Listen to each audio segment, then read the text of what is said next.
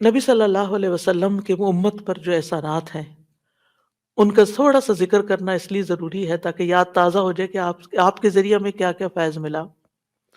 سب سے بڑی بات یہ کہ وہ ہمارے بارے میں بڑے رحیم و شفیق تھے۔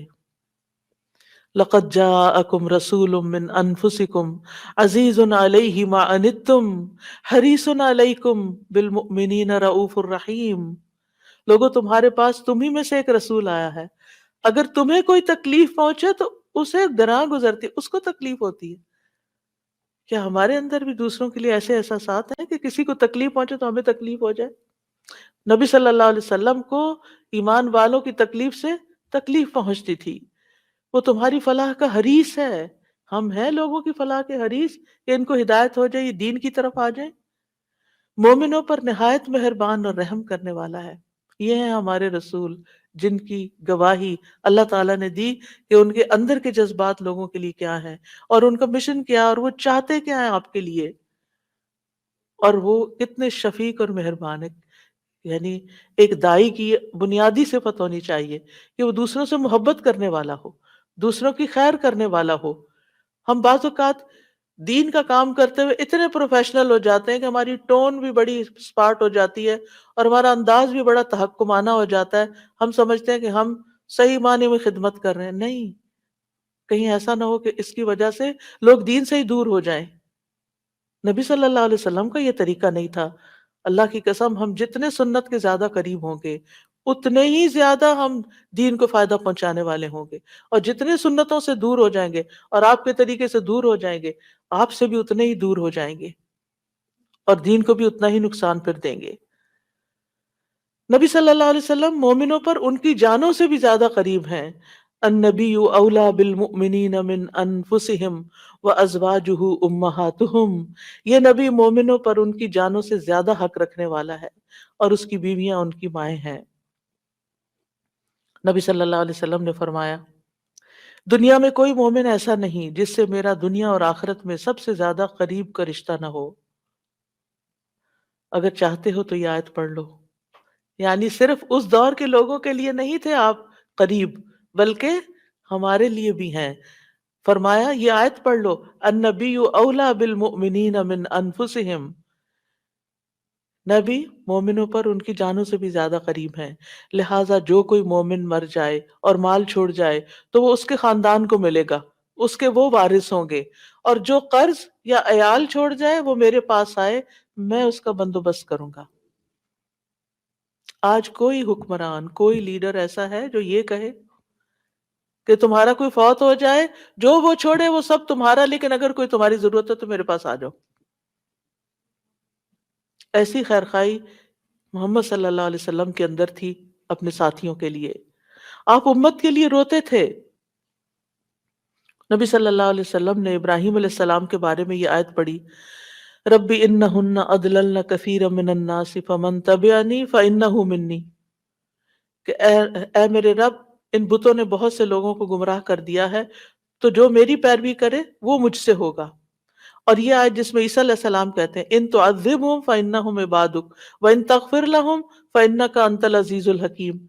اے اللہ، اگر تو انہیں عذاب دے، یعنی جو میرے پیروکار ہیں، تو تیرے بندے ہیں دے دے، اور اگر تو بخش دے تو بے شک تو عزیز الحکیم ہے۔ نبی صلی اللہ علیہ وسلم نے کیا فرمایا؟ ابراہیم علیہ السلام نے کہا بس وہ میرے ہیں جو میری پیروی کرے۔ عیسیٰ علیہ السلام نے کہا تیرے بندے ہیں، تو چاہے تو سزا دے دے۔ نبی صلی اللہ علیہ وسلم کو دیکھیے، پھر آپ نے یہ دو آیتیں پڑھ کے اپنے ہاتھ اٹھائے اور فرمایا اے اللہ، میری امت، میری امت، امتی امتی، اور آپ رونے لگ گئے۔ یہ آپ کے دل میں امت کے لیے پیار تھا، امت کے دل میں محمد صلی اللہ علیہ وسلم کے لیے کیا محبت ہے۔ تو اللہ عز و جل نے فرمایا اے جبریل جاؤ محمد کے پاس، حالانکہ تیرا رب خوب جانتا ہے، اور ان سے پوچھو کہ کیوں رو رہے ہیں۔ جبریل علیہ السلام آپ کی خدمت میں آئے اور آپ سے رونے کی وجہ پوچھی، تو رسول اللہ صلی اللہ علیہ وسلم نے انہیں بتا دیا کہ میں اپنی امت کے لیے رو رہا ہوں، حالانکہ اللہ سب سے زیادہ جاننے والا ہے۔ تو اللہ تعالیٰ نے فرمایا اے جبریل محمد کی طرف جاؤ اور ان سے کہہ دو کہ ہم آپ کو آپ کی امت کے بارے میں ضرور راضی کر دیں گے اور ہم آپ کو غمگین نہیں کریں گے۔ اتنے حریص تھے وہ ہماری نجات کے اور ہماری فلاح کے، تو کیا وہ والدین سے بھی زیادہ پھر مہربان نہیں ہم پر؟ ہمارے ماں باپ ہماری دنیا کا غم کرتے ہیں، ہماری دنیا کی فکریں کرتے ہیں، ان کو کھانے سے کہاں کہاں سے ملے گا، ان کے فلاں چیز کا کیا ہوگا، فلاں چیز کا کیا ہوگا۔ نبی صلی اللہ علیہ وسلم ہماری دنیا کے تو پیچھے ہو گیا نا، کہ جس کا عیال ہو قرض دار ہو میرے پاس آ جائے، لیکن ہماری آخرت کی فکر کرتے ہیں کہ میری امت کی بخشش ہوگی کہ نہیں ہوگی۔ ایک دفعہ کوئی لا الہ الا اللہ محمد الرسول اللہ کہہ کر اس دین میں داخل ہو جاتا ہے تو پھر محمد صلی اللہ علیہ وسلم اس کے لیے مہربان ہو جاتے ہیں، اس کے لیے غمگین ہو جاتے ہیں کہ اس کی بخشش ہو جائے۔ آپ ہر نماز میں امت کے لیے دعائیں کرتے تھے، ہر نماز میں۔ حضرت عائشہ کہتی ہیں میں نے رسول اللہ صلی اللہ علیہ وسلم کو خوش طبیعت دیکھ کر کہا اے اللہ کے رسول میرے لیے اللہ تعالیٰ سے دعا کریں۔ آپ نے فرمایا اللہم اغفر لعائشہ ما تقدم من ذنبها وما تأخر وما اسرت وما اعلنت، اے اللہ عائشہ کے سب گناہ بخش دے، جو اس نے پہلے کیے، جو بعد میں کیے، جو چھپا کے کیے، جو اعلانیہ کیے۔ خوشی سے حضرت عائشہ نے ہنسنا شروع کر دیا، یہاں تک کہ ہنستے ہنستے ان کا سر رسول اللہ صلی اللہ علیہ وسلم کی گود میں جا پڑا۔ آپ نے پوچھا کیا تمہیں میری دعا نے خوش کر دیا؟ انہوں نے کہا بھلا مجھے کیا ہے کہ آپ کی دعا خوش نہ کرے، آپ کی دعا سے ہی خوش ہوئی ہوں۔ آپ نے فرمایا اللہ کی قسم میں ہر نماز میں اپنی امت کے لیے یہ دعا کرتا ہوں۔ یہ احسانات ہیں آپ کے ہم پر، اور آپ نے اپنی مقبول ترین دعا جو تھی اپنی امت کے لیے محفوظ کر لی۔ نبی صلی اللہ علیہ وسلم نے فرمایا مجھ سے کہا گیا آپ مانگیں، کیونکہ ہر نبی نے مانگا ہے، ہر نبی کو ایک مقبول دعا دی گئی ہے کہ جو اللہ تعالیٰ ضرور قبول کرے گا، لیکن میں نے اپنا سوال قیامت کے دن کے لیے مؤخر کر دیا، ڈیلے کر دیا، وہاں جا کے مانگوں گا اور وہ تمہارے لیے ہوگا، اور لا الہ الا اللہ کی گواہی دینے والے ہر شخص کے لیے ہوگا۔ ہمیں اگر اللہ تعالیٰ کی طرف سے یہ پیغام آئے کہ کوئی ایک دعا مانگ لو وہ ضرور قبول ہوگی، تو ہم تو جھٹ سے اپنے لیے کوئی دنیا کی دعا مانگ لیں گے جو جلد ختم بھی ہو جانے والی۔ اس سے آپ کی حکمت کا اندازہ لگائیں اور ہمارے لیے آپ کی محبت کا اندازہ کریں۔ آپ کی وجہ سے امت کو شفاعت ملے گی۔ نبی صلی اللہ علیہ وسلم نے فرمایا مجھے 5 چیزیں ایسی دی گئیں جو مجھ سے پہلے کسی کو نہیں دی گئی، ان میں سے ایک مجھے شفاعت عطا کی گئی، یعنی نبی صلی اللہ علیہ وسلم کو شفاعت کا حق دیا گیا۔ نبی صلی اللہ علیہ وسلم امت کی شفاعت کی خاطر تمام رات فکر مند رہے۔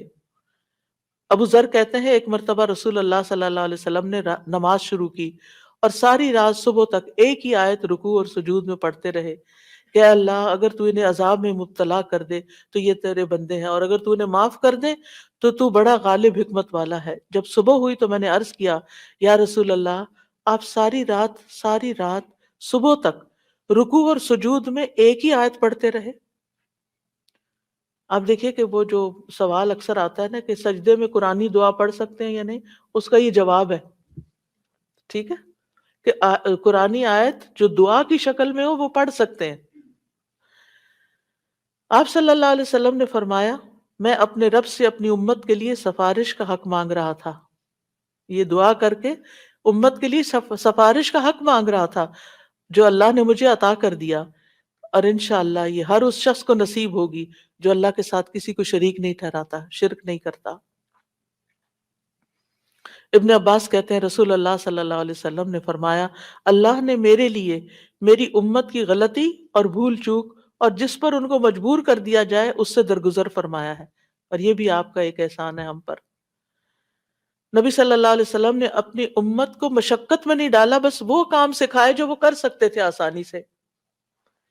آپ صلی اللہ علیہ وسلم نے فرمایا اگر میری امت پر مشقت نہ ہوتی تو میں انہیں ہر نماز کے وقت وضو کرنے کا حکم دیتا، یعنی چاہے وضو ہوتا پھر بھی دوبارہ حکم دیتا، لیکن اگر وضو ہے تو دوبارہ نہ بھی کرو، یہ آسانی دیا آپ نے۔ آپ اپنی امتیوں کو آگ سے بچانے کی شدید حرص رکھتے تھے۔ نبی صلی اللہ علیہ وسلم نے ایک مرتبہ فرمایا میری مثال اور لوگوں کی مثال اس شخص کی طرح ہے جس نے آگ روشن کی، جب اس کے چاروں طرف روشنی پھیل گئی تو پروانے اور کیڑے مکوڑے جو آگ پہ گرتے ہیں اس میں گرنے لگے۔ وہ آدمی ان کو آگ سے دور کرتا ہے لیکن وہ اس کے قابو میں نہیں آتے بلکہ آگ میں داخل ہو جاتے ہیں۔ اسی طرح میں تمہاری کمروں سے پکڑ پکڑ کر تمہیں آگ سے روکتا ہوں اور تم اس میں گرتے جاتے ہو. یعنی میں تمہیں روکتا ہوں کہ وہ غلط کام نہیں کرو کہ جو آگ کی طرف لے جانے والے ہیں، اور تم رک نہیں رہے. اسی طرح آپ صلی اللہ علیہ وسلم نے اپنے بعد آنے والے امتیوں کے لیے بھی محبت کا اظہار کیا ہے. حدیث میں آتا ہے، آپ نے فرمایا کاش میں اپنے بھائیوں سے مل پاتا. نبی صلی اللہ علیہ وسلم نے کہ صحابہ نے عرض کیا کیا ہم آپ کے بھائی نہیں؟ آپ نے فرمایا تم میرے صحابہ ہو. میرے بھائی وہ لوگ ہیں جو مجھ پر ایمان لائے ہوں گے لیکن میری زیارت نہ کر سکے ہوں گے، یعنی میرے آپ کے بعد دنیا میں آئے ہیں.